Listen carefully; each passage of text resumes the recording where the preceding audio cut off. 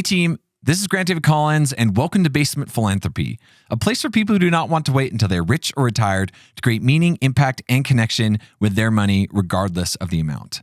On this episode, we're going to see how everyday conversation can turn into 6,000 pounds of connection with my friends Amy Forbush, Lindsey Estes, and Kim Josse.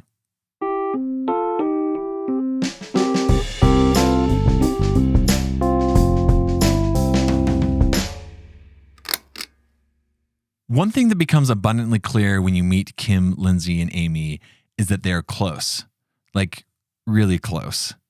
The love and admiration that they have for each other is palpable, so much so that you would expect them to be lifelong friends.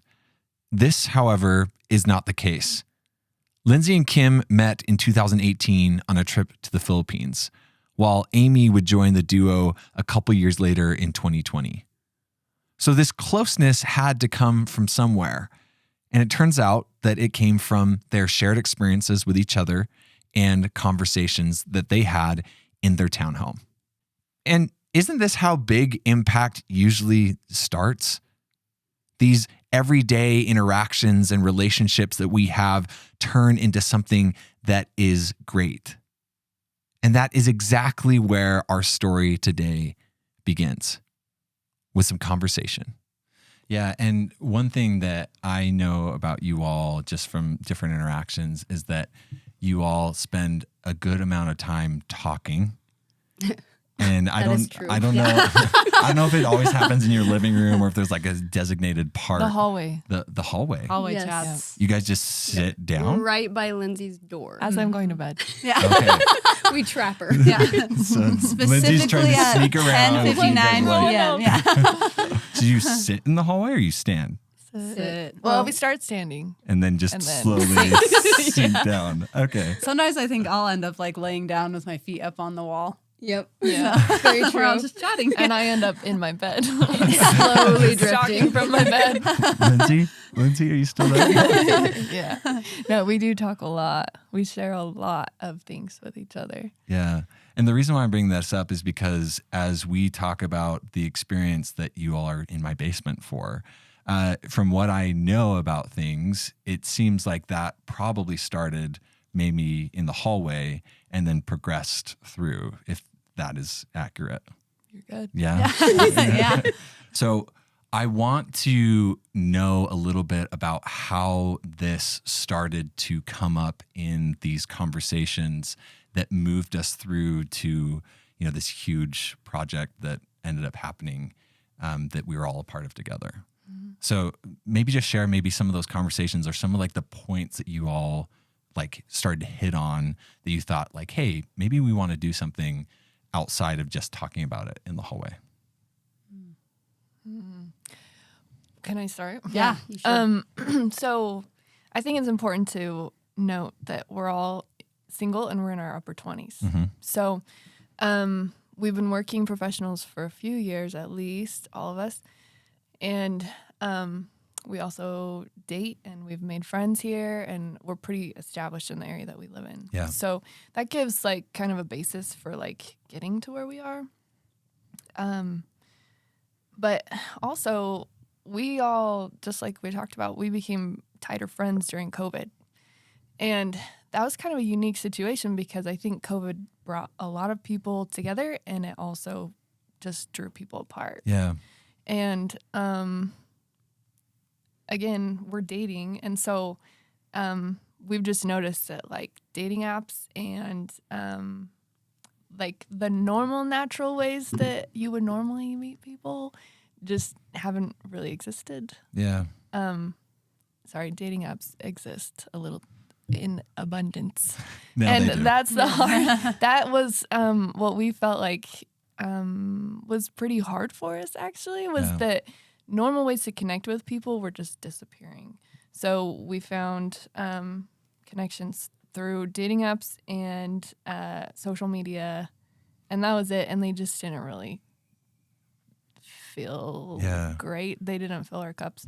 So we had great friendships together, and we still do, of course, but the ways of connecting with people outside of our home felt really dull. Yeah. So, yeah, we had a conversation, and Kim has done a lot of research on connection and friendship, which brought some like research into our conversation as well. And it brought us to thinking like, okay, like what can we do about this?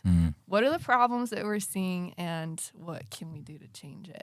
Yeah. I feel like it's really interesting for especially like millennials to kind of work through this drastic change that has happened in the world since we've been alive. Yes. Like, internet comes out 2000, we're all like between 6 and 8 years old at that point. And so we're savvy enough to use and be involved with technology in a way that's really powerful. But we also have this experience of having a lot of connection outside of technology. Yes. And so that's like, at least for the millennial generation, and it's probably a human characteristic, but I would say especially for millennials, we're kind of caught in this in between. And I've kind of noticed that in myself as I am attempting to use like the new ways of connecting. It feels like it doesn't feel fulfilling. It doesn't feel like I can create as much of an intentional relationship. But then like the old ways are seen as like different, or like you shouldn't be doing those, or like even like creepy. Like it's like, that's like the weird thing about it. It's like, you met in person? Like, how do you even know what they look like in the summer? You're like, what? It doesn't make any sense. So it's such a weird place to be. Kim and Amy, as you're having this conversation in the hallway, what starts to come up for the two of you in that conversation? For me, like Lindsey said, I have done a lot of research on connection, friendship, and that I was like obsessed with it this last summer because I was working on an app that had to do with some of that. And I just realized like some of the most fulfilling, joyous moments in my life have come from deep connection. Where, like she said, we're sick of parties. We're sick of all of that. Just like, let's go have fun. Let's travel. What she did, like, part of the reason that we started doing this as well is because we had a Bible study group where we felt like we connected on a very deep level with people that I've never experienced before. So that like tied in with the research that I was doing really like got us thinking. Like, we talked about all of that a lot, like the Bible study, the impact that we're able to see in other people's lives because of the conversations we were having with them with Bible study. And then also, just the connections that we have felt through having those conversations. Yeah. Yeah. And Amy, as this is all coming together, like tell the audience a little bit about how this started to turn from conversation in a hallway to like, maybe we should do something about this. Like, tell me about that transition that starts to happen in your guys' talks. Yeah, I think a lot of it, like I like the word you use, intentional, because I think we just were like, we want everything to be more intentional. We're like friendships, dating, like opportunities to help people. Like, it just feels very like surface level a lot of times. And I think especially since COVID, it's just like we're all in this weird like recovery mode where we're like, we had all this, like we all had this hard thing happen at the same time around the whole world. And now, even though we don't want to remember all of it, like it has affected us. It's like this big trauma. Yeah. And so it's just like, what are the ways that we can like overcome this like struggle that we've had and return back to like our awesome, fun, amazing selves and like bring people along with us. And so I think some of the conversations, like I think it was just as simple as just being like, let's be more intentional and we should do this. And we set a couple goals together. We just talked a lot about like, hey, what if we, instead of doing this party, like what if we started doing more like service opportunities? Or instead of going on dating app dates, what if we started doing like group dates as roommates? Or just like all of these things that were helping us to like get out of this weird like hole that we'd been in and be like, let's go see the light. Like, let's go look at like the what it used to be like and like let's get back into the swing of things. Yeah. Yeah, I think it's so interesting with just any type of work that creates connection, being giving. It can be conversations, it can be anything. As soon as you start having tastes of that, There is nothing electronic that I've experienced that comes even close. But we spend so much time in it that we feels like that's the only place to go. Yeah. Like there's no other place to do it. There's no other way to do it. And you just like kind of get some of these glimpses, like what you were just talking about, Amy. It's like, whoa, like I'm missing out on something. And so you kind of just start working through it. It's a little bit harder. It's more intentional, like what you were saying. But at the end, like the payoff is like crazy, crazy different. So you're starting to act and do things. And then how does it start to scale up into something that is like much bigger than just like group dates and different things like that? So I actually had a conversation with my brother-in-law and sister just explaining all of our experiences. And they listened and they were like, wow, yeah, like they got married a while ago, more at the introduction of dating apps and things like that. Yeah. So they hadn't fully experienced this like really interesting thing that we're all going through. When they were still weird. Yes. Yeah. Yeah. And so they're like fascinated by our experiences because they just don't get it. Yeah. They never experienced it before. And I say that like we're just in this like incredible, like weird thing. But I mean, it kind of is. Yeah. It kind of is. So I was explaining things to them and just explaining one particular situation that I'd been in that was really frustrating. And they were like, you know, all these insights that you've been saying are just really interesting. What if you were to like talk to someone about it? Like someone who could help do something. And I was like, yeah, I don't think so. So I wouldn't do that. And again, we're religious. And so they said, you should reach out to a leader in your church. Yeah. And I don't want to get them involved. But when they said it, I was like, no, you know, actually that feels really good for some reason. And so right after I got off the phone with them, I was like, Kim, Amy, we congregated in Kim's bedroom. And New again, location. yeah. Yeah. And I just said, what if we talk to President Schlappy? He's in the leadership here. And just explained like kind of our thoughts on this and the solutions that we have. And they're like, yeah. So they were really supportive. And of course, we've been talking about this stuff for a while. So Yeah. we went and talked to him and just said, hey, like these are the things we're seeing. And he was like, you know what? I love this. This is the same stuff that I've been seeing, but I don't really know what to do about it. So I kind of compiled a list of the problems, and it was like, okay, we've had social media, dating apps, pornography, COVID, lots of loneliness. Just being single in general can be really challenging in and of itself. And here are the things that I think we should do. And it was this list of things that we talked about. Like, we need to serve more. We need to get outside of ourselves. We don't need to be entertained with game nights and parties anymore. Like, we can do that on our own when we need it. But there is so much that we can do. There's thousands of us in this area, in our congregation, that are single, and we have time and we have resources. And we have a lot of pent up energy, I think, that we want to use, but no one's really sure how to direct it. Yeah. And there's all these barriers because it's not what most people do. Yeah. We have a very selfish world. So it's not normal for us to go look for opportunities to serve people. So anyway, presented these things, and he's like, okay, like, let's do it. What do you want? Like, how can we support you? And that's when he mentioned you and a couple other friends. Drum roll. And Grant came into the picture. But yeah, we got some people together and just started working on some projects. Just like Lindsey was talking about, you get to this point where it's like, hey, we're gonna go and be a part of like making something bigger, and we're presenting this, and we're kind of getting some more people involved. So what happens like next? What's the next thing that goes on after you kind of start getting outside people involved in this project? So President Schlappy had recommended you and a couple others, and so we just kind of got those people together. And Lindsey was like the head of everything, even though she doesn't want to say it.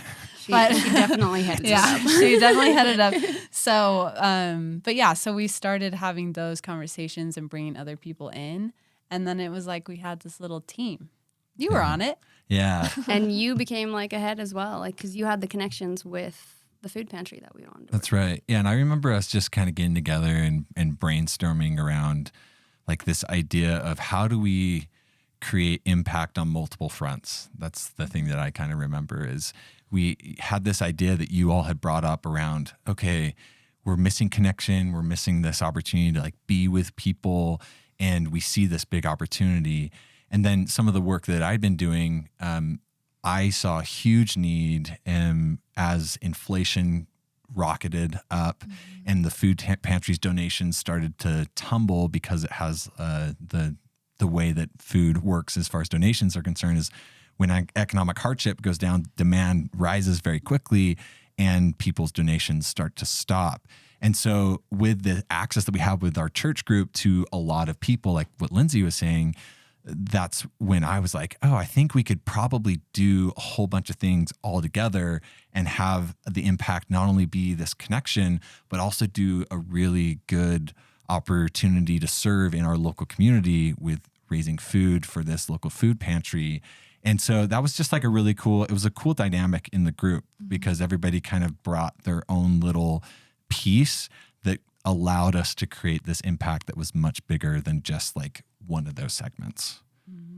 Well, and I think it was a really good like marriage of the two because it was like we get to have these connections that we were excited about making within like the people who we were going to bring into the project and then also connecting in the way of like we get to connect as a community. And like even though we didn't necessarily like see the people a lot, it's like a cool thing that we're able to combine those together and it like had all these different purposes. Yeah. And it was just like something that was pretty like, well, it wasn't simple, but like it was a cool idea. Like, and it was just like, let's make this happen. And it did. Yeah.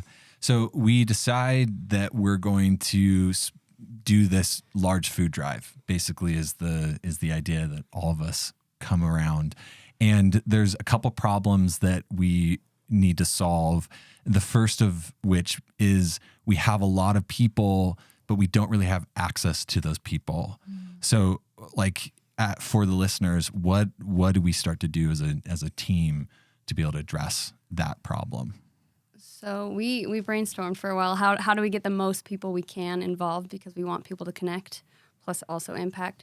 So what we did is we went to our local congregations, a bunch of different congregations, and we talked about it. We talked about our idea, like presented it to them, and we had so many, like hundreds of people that were like, yes, we feel the same way. And that was a fear of ours, is that people, that maybe it was just like us feeling that way. Yeah. But when we presented it, the results were like overwhelming. People were like, yes. Like so many people came up to, I think, all of us after, and we're just like, wow, like I've been looking for ways to serve, but I haven't known where to start. So like, thank you for doing this. Yeah. So for the audience, let's set up for them like the plan. Like what comes out of this whole thing. Like we essentially do 3 or 4 different like very specific things that we have like discovered that, okay, if we're going to make this happen, these are the things that we need to do. Yeah. So one of the first things that we needed to do was a way to like collect the food. And so we got thousands of plastic bags. And Thanks, Walmart. yeah, 5,000 plastic bags. Yeah. And we took them to an activity we were having over at the church. And it was just like not even a related activity, but we just like gathered all these people and we're like, hey, we're doing this food drive. Like come and put these flyers onto these plastic bags. And we got really good response even just from that. I feel like we had like probably between 50 and 100 people just like stapling and like, doing all these things. And it was really cool to see that people were just super willing to help who didn't even plan on doing anything with it. Kim, what was the next thing that happened? So the next thing that we did was we texted all 400 people again with a date. And so we all gathered and a ton more people showed up than we were expecting. Yeah. And Grant put together these like maps of the neighborhoods, which took, how long did that take you?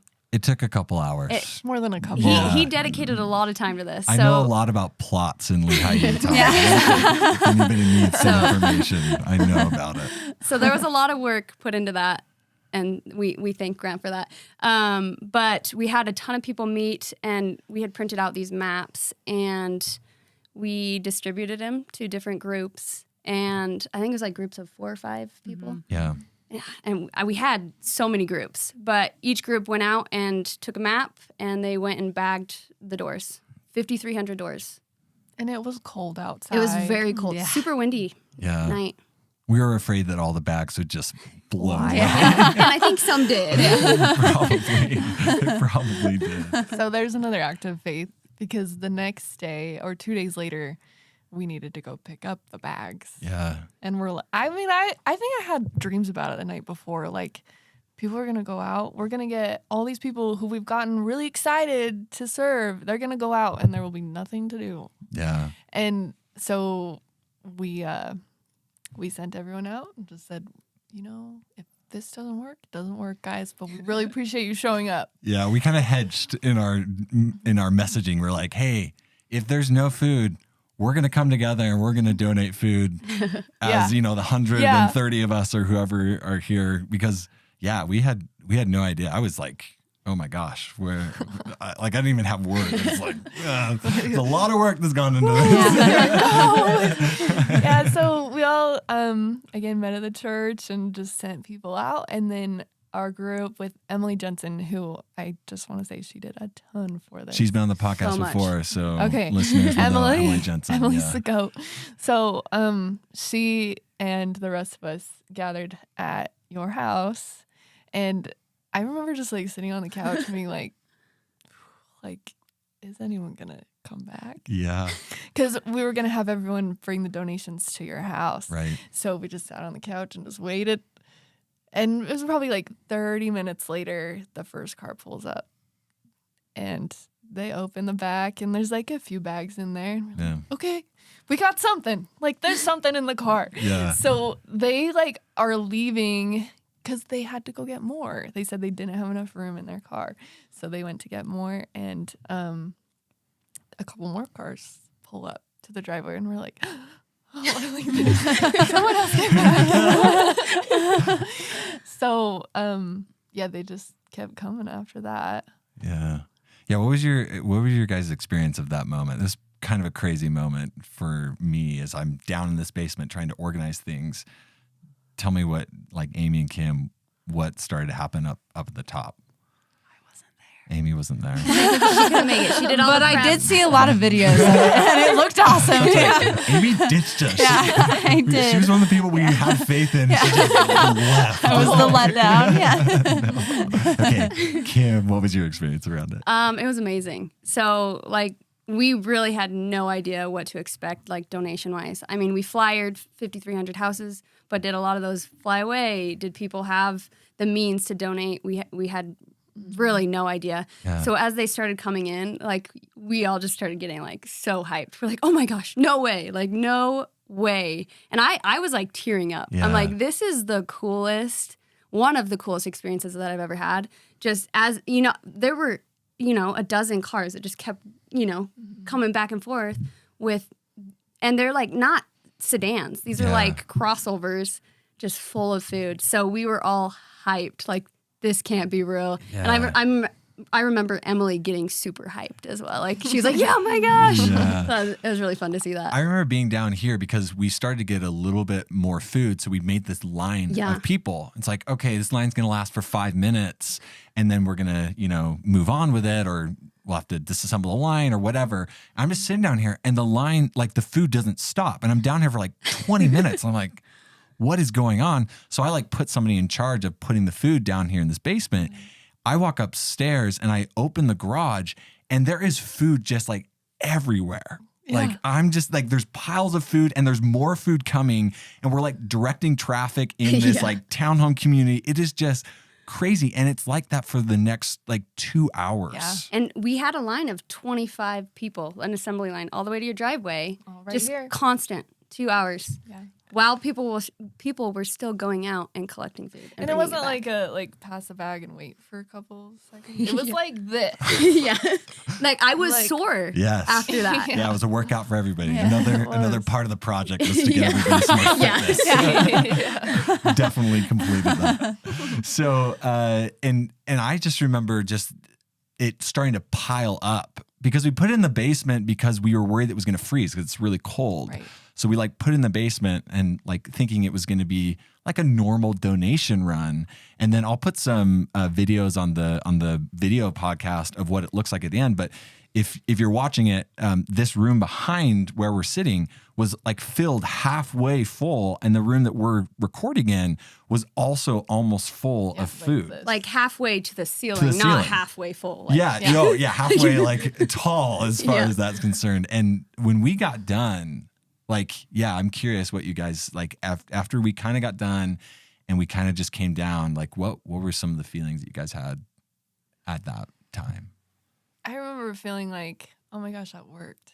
Mhm. Like, wow, people in the community were so generous with giving. Yeah, People who came here to help were so generous with their time because this was the third day already yeah, that they had given their time, and it was longer than they thought it was going to be. They're still, here in the basement passing plastic bags along. And it was really cool just like running up and down the assembly line as it was happening and seeing people like just with huge smiles on their faces, yeah, like high-fiving each other, and people who hadn't known each other before this that were like talking it up. And there's still food coming in and it's cold outside, but like no one notices. Like it was just a really exciting, like fulfilled feeling. And Yeah. that's what we've been looking for. Like better than any party. yeah. We should do this every Saturday night. food drives for everyone. Yeah. Yeah. It was just like, it was kind of a hangover after. We're like, wow, that was so much work, but like this is good. Yeah. This feels right. This is what we are made to do, is like come together and serve in whatever ways we can. Mm. Yeah. So, Amy, since you weren't there, tell the audience about what happened when you guys got together again. As far as like you don't really know what's happened. Kim and Lindsey come home, or you talk on the phone, or like what happens on your end as far as you hearing about what occurred. Yeah, so I was cutting down a Christmas tree with my family. And so I was out in the middle of nowhere. And then I came back into service, and I remember getting these videos that were like these videos of your basement and just seeing all this food. And I was like, oh my goodness. And then I remember coming home, and Lindsey and Kim were both like, that was the coolest thing. I wish you were there. And I was like, oh my goodness, I wish I was there too. But like, it was so cool because I could just feel like the energy and the excitement. And it was also cool because on the back end, the days leading up to it were pretty stressful. Yeah. And I think we were all like spread pretty thin. We were just tired, and we're like, oh my goodness, this has been a lot of work. Like, hopefully it pays off. And I just remember like coming in and talking, and like Lindsey and him were both like, yeah, like that was awesome. And I was just like, yes, like I'm so happy that it actually worked. And then just hearing, like, we heard lots of stories just about people like finding friends at that activity and connecting, and just like, and that was really cool too, because I was like, wow, the whole thing like really fulfilled like all of our expectations plus way more than we had hoped. Right.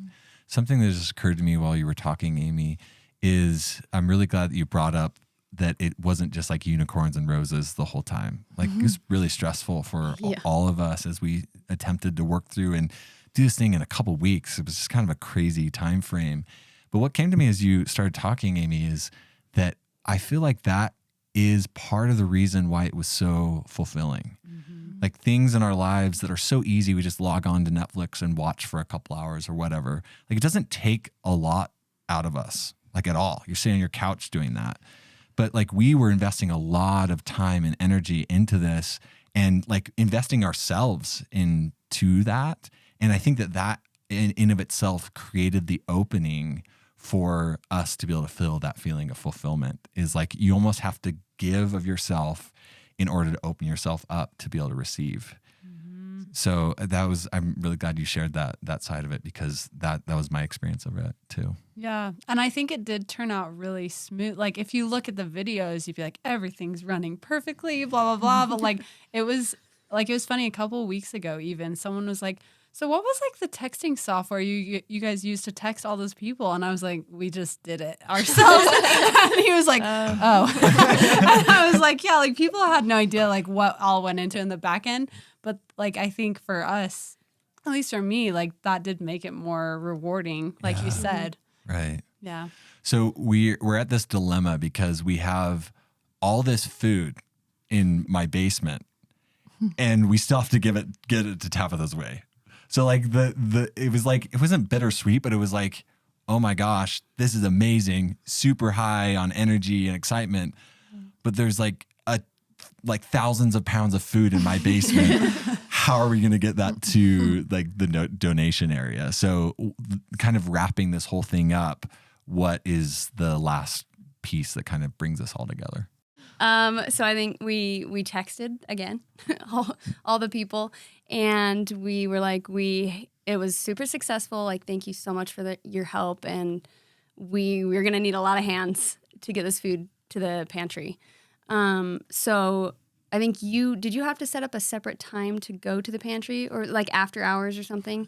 No, but we had to coordinate when they were going to be there. Okay. That was what we had to figure out, is when they could be there and when we could get everybody together. That was kind of a coordination. Okay. Which was a Wednesday night. Wednesday night. A lot of weeknights went into this. Yeah. On a snowy Wednesday night. It was very snowy. Like we were soaking wet by the end of this.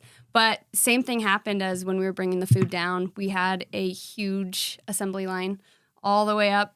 And I think we were faster bringing it. Oh, yeah. Bringing it back out. I think we were all just like stoked. Like we're going to bring this to the pantry. How much food did we bring? Yeah.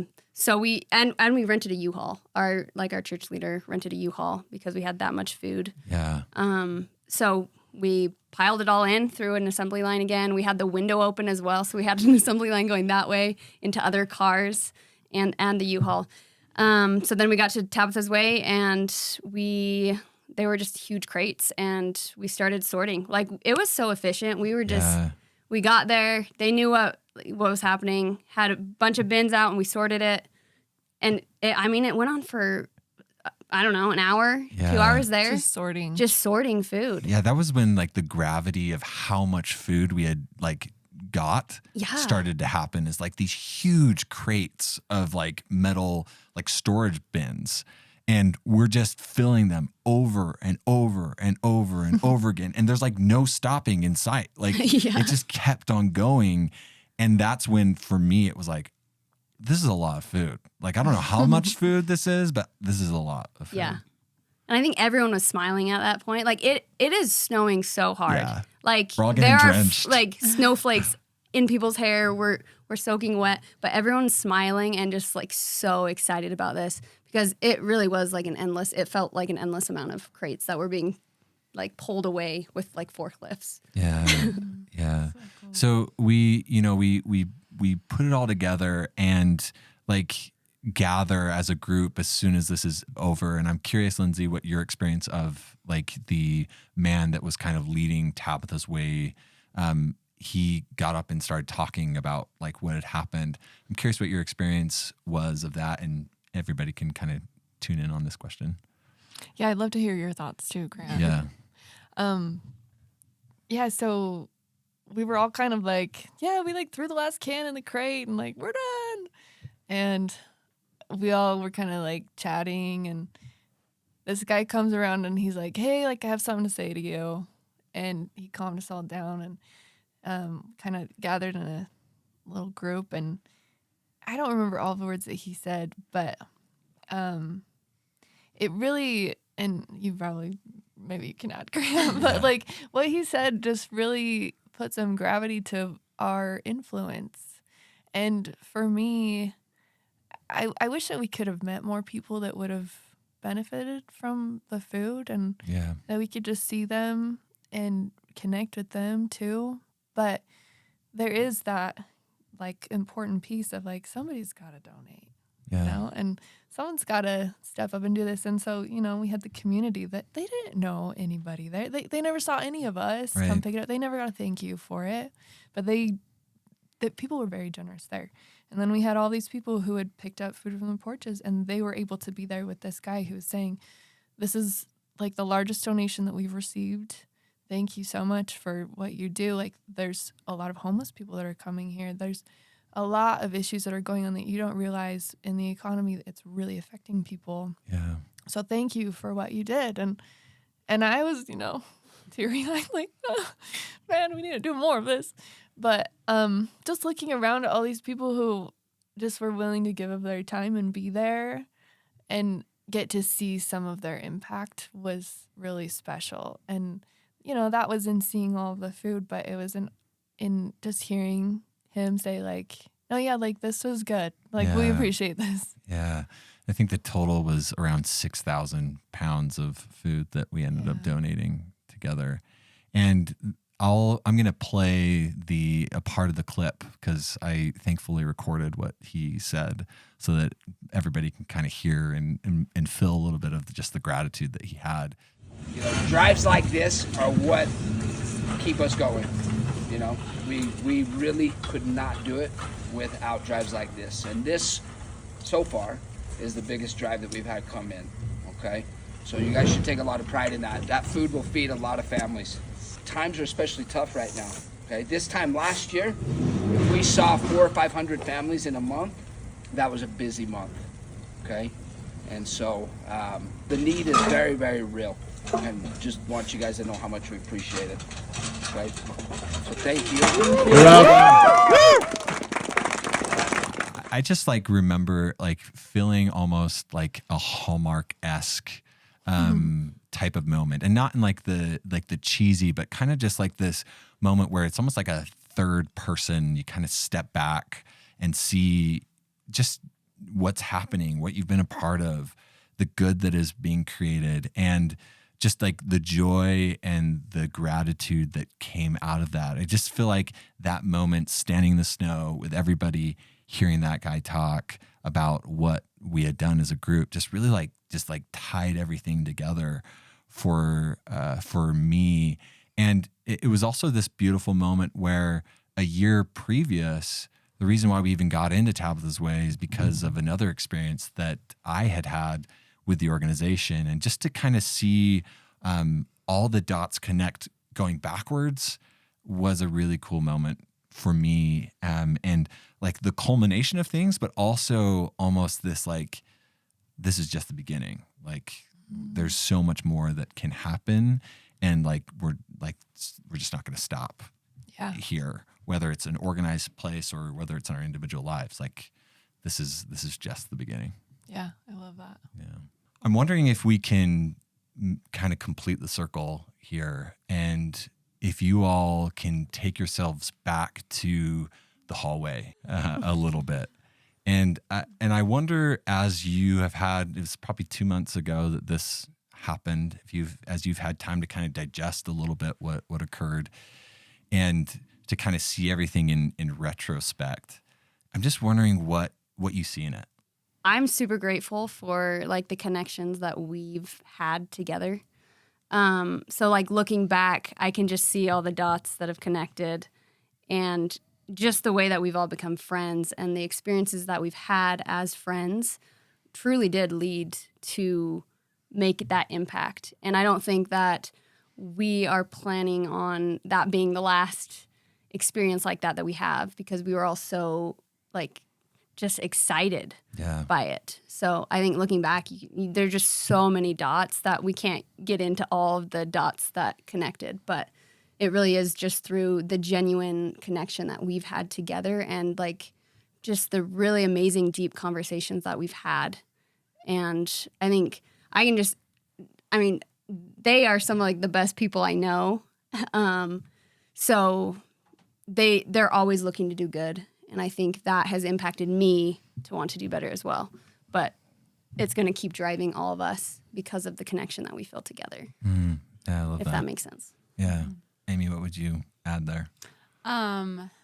Yeah, I just think the connection part of it, just us becoming friends has just not been like a coincidence at all. Like it's been very like little miracles after miracles, and we like just I feel like we've grown a lot together, and so this has just been another like really neat bonding experience that I think has allowed us to expand our network of people. And I also think during the activity, like something that really stood out to me was just like that during this service project, I just noticed so many of our friends who are so like humble and quiet and kind, and they're just always going about doing good. Like they kind of started to like shine out of like the woodwork, and I just was like, this is cool. true. Like I just feel like people's potential was like you could see it like more clearly than ever, and it was like we all could see each other in the like this raw like real form, and it's like we don't need to have the small talk at the parties to have fun. Like we need to like get to see each other like deeply. And I think to see that was really a neat like gift that we all received that I wouldn't have necessarily like anticipated going into it. Yeah. Well said. That's beautiful. Yeah, very well said. And I would just add that I think one thing that was really neat, and I think I'm kind of seeing this now, and just because you asked the question, Yeah. is that we went from like these hallway complaining sessions to just like so much frustration and like I'm so confused or sad or mad or whatever the emotions were, to redirecting our attention to like what can we do really shifted Yeah. our whole house dynamic actually. Yeah. And so once we started talking about like solutions and not just like wallowing in the problems, and there was a place for that because it helped us identify what we needed to do. But once we started identifying solutions and deciding that we were going to do something about it, honestly, it's just shifted our whole dynamic for the last few months. Yeah. And it's still like that. Like Yeah. the other day we were talking and we're like, man, like it's just different. Like we feel different. Yeah. And we are much more intentional, back to that word intentional, about what we're doing with our time and who we're spending our time with and what we want to do and our goals. And I don't know, like we don't have these like depressing, woe is me, like we can't find a person to date. We can't like connect with anyone. I'm so tired of parties. I'm burned out. Like that has just not been an issue anymore. Yeah, that's amazing. Well, I have the kind of privilege of not only seeing this from like a third party perspective, but also being very involved with what happened. And it was just, I'll use the language of just like, it was just a privilege to be able to just be involved with what you all created and to be able to kind of step to the side a little bit and kind of view it from the side perspective instead of kind of leading out all the way or those types of things. And just kind of seeing you all kind of live in to what you're talking about. Like it's cool to hear about it. It's also cool to, from my perspective, to have been able to experience that. And what I'll just say is like that impact, like that we're talking about, there's all these people that we can see. But what I've started to realize in my life is that perhaps the greatest impact happens with the people that we can't see. And so you can never judge impact just by 6,000 pounds of food or 140 people that showed up or whatever. Like they're good metrics, but there's just like, who knows? And it was just so incredible to be with each of you around that. And so I have no doubt that this was not the last project or the last thing that you all are going to be involved with. So I'm excited that we live so close so that I can maybe hear about those things and be involved with them in the future. But yeah, it's beautiful. So fun to be able to be a part of it and to experience all aspects of that impact with all of you.